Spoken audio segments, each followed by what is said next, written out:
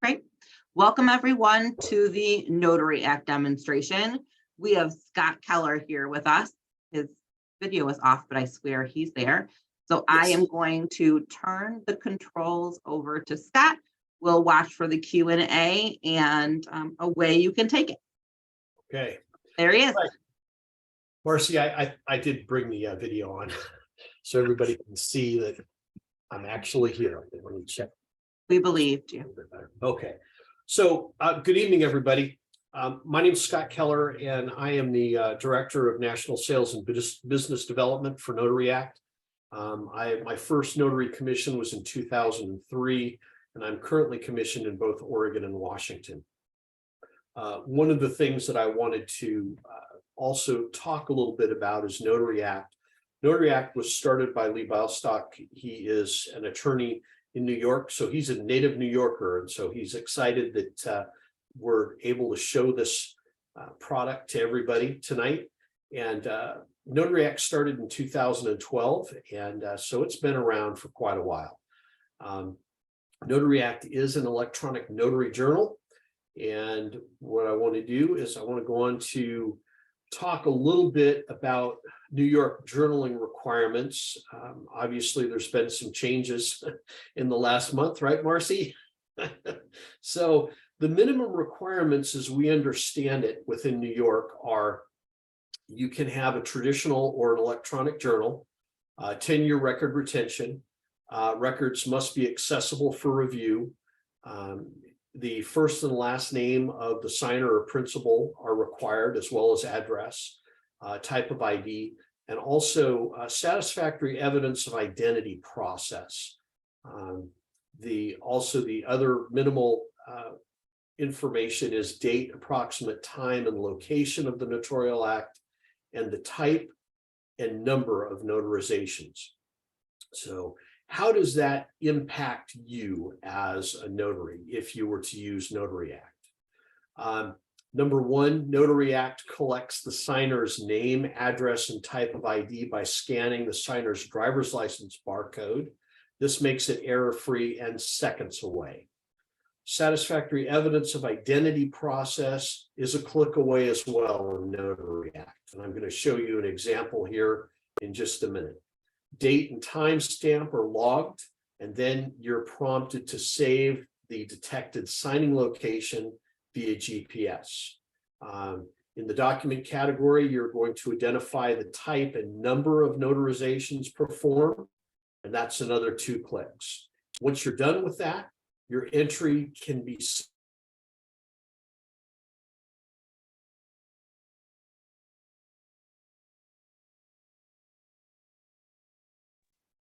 I think you froze there a minute, Scott. okay.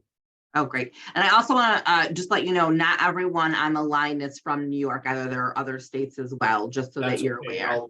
I'll explain that as well. So give me just a second, and I'm going to share my screen. And let's see, where are we here? Come on. Okay. Are we good here, folks? Okay, so again, right now, there's a big move with notaries in New York, and you have to have journaling for your activities. Now, our application is sold and used all over the United States, and there's about 6 states that do not allow electronic notary journals. But if you are interested, when you sign up for our 30-day free trial, we do also watch very closely what the requirements are within the state that you're from. So you've submitted your entry, and the entries are password protected. That's a requirement that the state of New York is requiring, as well as other states that allow electronic notary journals. They are forever permanent and will never be deleted, and they're retrievable at any time. Even if your subscription expires, we allow you to just give us a call, say, hey, I need access, and we'll give you read-only access to your entries. Okay. All right, so I am going to go and do a sample entry here. We're going to get this loaded. Marcy, can you see that okay? Yes, yes, I can see your screen. Mhm. Okay, so, and you see it where it says signer one, correct? So you've not clicked over to that. You're still in your Okay, I'm gonna go original. ahead on this. I'm going to do a new share here. All right, you can see that okay? Yes, thank you. All right. All right, this is a sample entry. Notary Act. This is a sample entry for New York notaries. The first thing we're going to do is press the new entry button. Then we're going to select the button up at the top that says scan ID to pre-fill. Guess what? There's all the information you need: name, first name, last name, address, ID type. It's going to be driver's license. And then we're going to do satisfactory evidence of ID. So the front and the back of the driver's license and all the pertinent information. Let's select that. We're going to go to Notary Act. We're going to select location. That's going to be found via GPS. Then we're going to go to the document category. And in New York, you are only required to take a look at, okay, I did acknowledgements. I did a total of 6 of those. And then the other grouping of documents that I did were all affidavits. And I did a total of 4 of those. We're going to put that down there. 4. And we're ready to go all the way to the end to preview. And here's all the information: first name, last name, address, satisfactory evidence of ID, Notary Act, location is detected. Then we have acknowledgement 6, and then the next set is affidavits, and we've got 4. Okay. Now it's time to submit. Have a great day. Okay, so that is an example specifically for New York. And I also, for the other folks that are on, that are in other states, I'm going to go ahead and I'm going to, I don't have that up right now, but what I'm going to say is that minimal requirements are different than best practices. And so in this entry here, we were, and Marcy, correct me if I'm wrong, and I haven't heard back from the New York State attorney that I sent an email to, but my understanding is that no picture of the driver's license is required and no signature. Is that your understanding as well? That is correct. Okay, so there are some things that you can do minimally, but again, there's a difference between minimal requirements and best practices. And what I'm going to say is that in some of the firms that are using our product in New York, the title companies are saying you need to identify the document type and the type of notarization. And that's very easy for us to do in our application. And I wanted to make sure that everybody understands that there's a difference between minimal requirements in New York and best practices. And you understand exactly what I'm saying, right, Marcy? Yes. Yeah, So, thank you. Yeah. So one of the other things that I wanted to talk to you about is how to add a new document into Notary Act. Because if you are doing, if you're planning on adding documents to your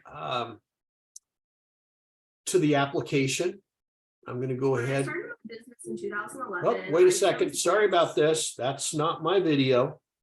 That's not my video. It was really because the Oh my aesthetic goodness. Hey, sorry about that.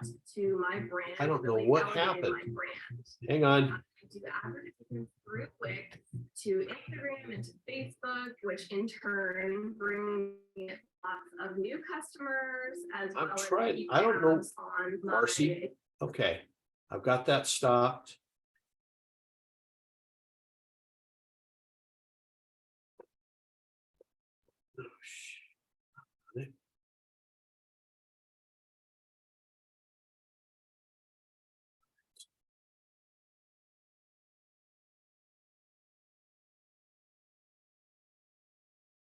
Okay. I'm going to go back to screen share here.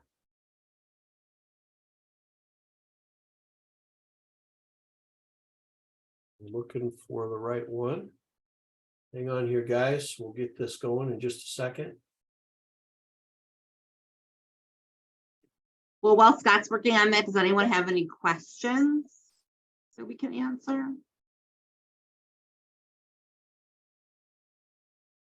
Nothing yet? Okay. Okay. This should short. Okay, now I'm going to go back to share screen here.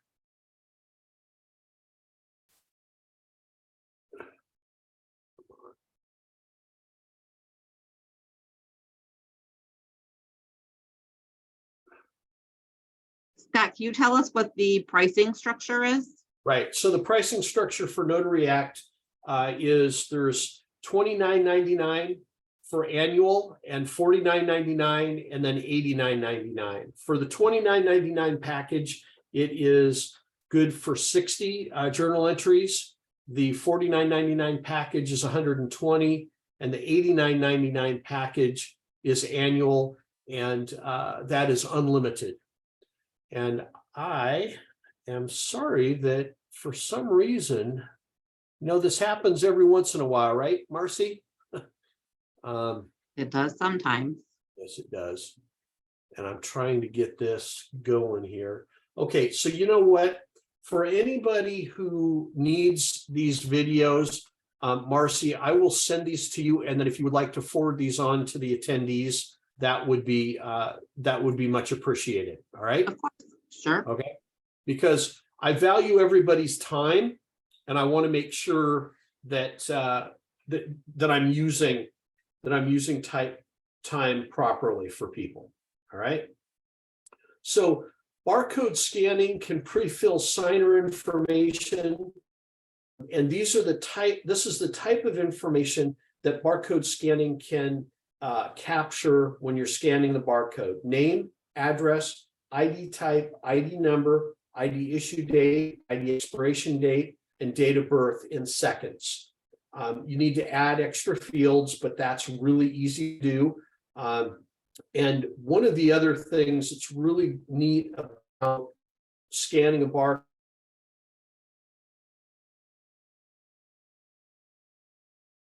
Oh, I think we lost you again, Scott. Okay. There you are. No, I'm back again. Living in the country has its fun things, and one of them is sometimes internet's connection. So barcode scanning. Really, what happens is when you're scanning a driver's license barcode, there is a good chance that the person who is giving you the driver's license doesn't have a fake ID. The majority of refinances, I remember seeing, Marcy, that 2/3 of those during that boom on refinances were done with online banks, not personal banks where you go in and fill out the paperwork. So this is a way that you can guarantee to a certain extent that the ID is valid. Okay. So Notary Act major features that are important for everybody to understand. We use AES 128-bit encryption. There's unlimited saving of non-uploaded entries if you're internet coverage. Journal entries are kept for an unlimited amount of time. Settings are customizable. In the signer category, there's 20 or more fields that you can add to Notary Act. The Notarial Act category, 7 fields. Document category, 12 fields. ID scanning to pre-fill signer information. Create unlimited document types, type of documents that you're using on a regular basis.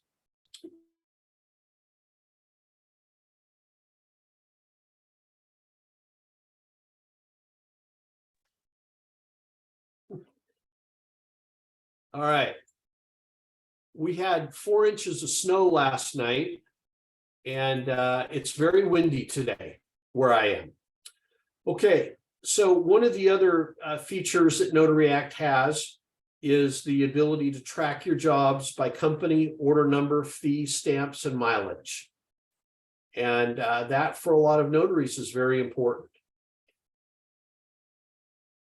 Notary Act new features that are coming up. The ability to create document type libraries. So say, for instance, you're going in to do a seller's package. Rather than having to do those documents individually every time, you can build libraries of different types of packages. And you can drop those into your entries with no problem at all. Multiple draft entries. So if you have 4 assignments tomorrow, you can set most of that up even before you leave the house. Also, you have the ability to identify who signs each document. The other important thing to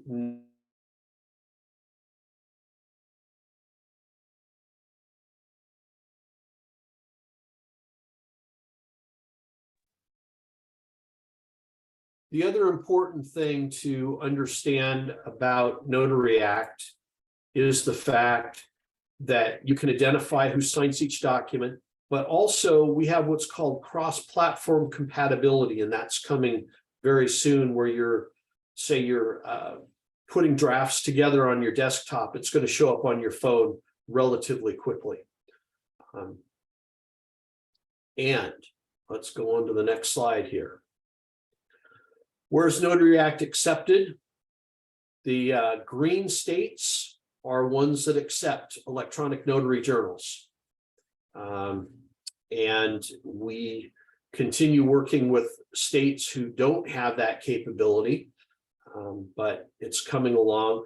Most of the states in the US, they either require journals or they have no requirements at all. And so we work with people to allow them to follow their best practices. And that's something that's really important to us, to support our users and to allow them to be much more effective and organized in their business. Here is my contact information. Marcy has that as well. If you have any questions, if you want to take a screenshot of this and contact me directly, you're more than welcome to. Now, at this point, I am open for questions. So Marcy, do we have any questions? We do, and I'm not a technology savvy person, so I'm probably not going to pronounce this correctly, but someone wants to know, do you support Linux or Linux and Ubuntu? What did I do? Okay, I'm back, Marcy. Do we have any questions? Yeah, do you support Linux or Linux and Ubuntu? Those are operating systems? I assume. Okay, That's so not- let me. Technology is not my background. Right. Okay, so let me address those. Our platform, if you load it on your phone, and that's where most of our people do their work, that's not a Linux system. If you're running the system and you're running reports, I've never heard that there were any problems with running it on those systems at all. But again, you have my contact information and you can send me an email and I will be happy to find out the answer for you. How's that? So in terms of the app, can I ask a few questions? If you went Yes, over 1 month with your notarizations on the lower plan, would it automatically boost you to the higher plan? How would that work? At this point in time, there would be a notification going out to you that you've exceeded your number, and then we'd have a conversation. Normally, if you're paying month to month, we would be letting you know that you're over your limit for that month. What I find is that people who are doing a lot of business, whether it's general notary work or otherwise, and you buy the $90 plan, you're paying for 10 months, you're getting 2 months for free. That works out to about 25 cents.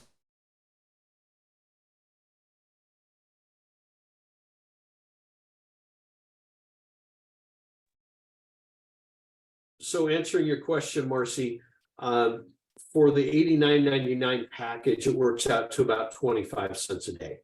That I think is probably one of the best investments that any notary can make. Paper journals run anywhere from $25 to $35, correct, Marcy? Yeah. So in terms of the journal itself, if a notary were to discontinue their subscription, leave, what happens to their information? Do you hold that? Is it stored somewhere? Does the notary have access to that again? Can they download it when they leave? Right. So as best practices, we mentioned to our notaries that it's good on an annual basis to download their journal entries, and that can be done via Excel or it can be done via PDF. But if their subscription does expire and they need access because a court has asked for documentation, all they've got to do is give us a call and we'll provide that information. They'll have read-only access to all their entries for a period of time. How long will you store that after they leave then? Forever. Okay. And one of the things you need to remember is that we can see the number of entries that notaries do, but we can't access any of their records. And the way that it works is that for each one of our users, they have an independent encrypted portal with Amazon Web Services. And, I hope to gosh that those never go down, but it's there forever. And we don't charge. We've never even considered charging, but the idea is it's always going to be there. All they've got to do is give us a call if their subscription has ended.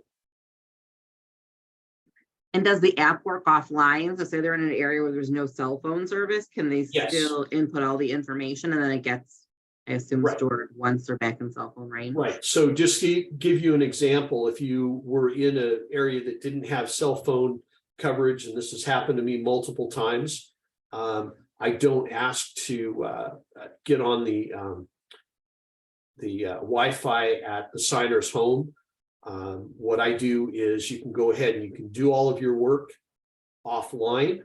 The only thing you can't do is you can't change anything in the menu area, but you can go in, you can scan the driver's license, you can get everything that you need to, and then it will hold that information on your phone until your phone detects internet coverage, and then it will prompt you the next time you log in saying, hey, you've got some unsubmitted entries. Do you want to submit those now or not? Okay. And someone asked if they start out at the $29.99 for 60, and then their business increases to 120 notarizations, do they pay the difference between those two levels? If you're on month to month, yeah, you'd go up to that, but all they have to do is give us a call, and we're more than welcome to work with them. But if they do move from the 60 to 120, all we're going to charge is an extra $20 for the rest of the year. Great. And someone said they did successfully scan the information from their driver's license to Notary Act. Did anyone else out there have any questions? Oh, all right. So, even though New York State doesn't have the requirement for signatures, can they still opt to use that field in the journal? Yes. So what you're going to see is that when you scan all this information in, you can take a picture of the front of the driver's license, because again, that as a best practice will identify the fact that you have seen the front of the driver's license and you scanned the back already. And then you can get their signature. Say, for instance, they use, and Marcy, you're aware of this, and probably not a lot of the notaries here are, in the state of New York, they allow, if you have two government issued documents with your signature on it, you can use that as a form of identity. And we have the ability in Notary Act to take pictures of both of those if the notary so desires to do that. We have a huge number of options in all of the areas, and once that folks get on the app, the training is available, and it's just it works great. The one thing that I do want to make sure that everybody understands is that there are 5 ways to satisfactorily show satisfactory evidence of identity. One is the signer and looking at the ID. The other is personally known to the notary. The other is personally known to the notary and one other witness. And you can also have two witnesses that are not known to the notary, but known to the signer or principal. So in order to follow that, what the state's saying, we have a specific area, and you saw it on the demo there, where you can pick which process you use. And that's very important for everybody to understand, because that's different in a lot of existing states. But Marcy, you may be watching this too. I'm seeing it in other states that don't have requirements yet, but the evidence of satisfactory identification is very, very important, and that's coming up in other states. Great. Do we have any more questions?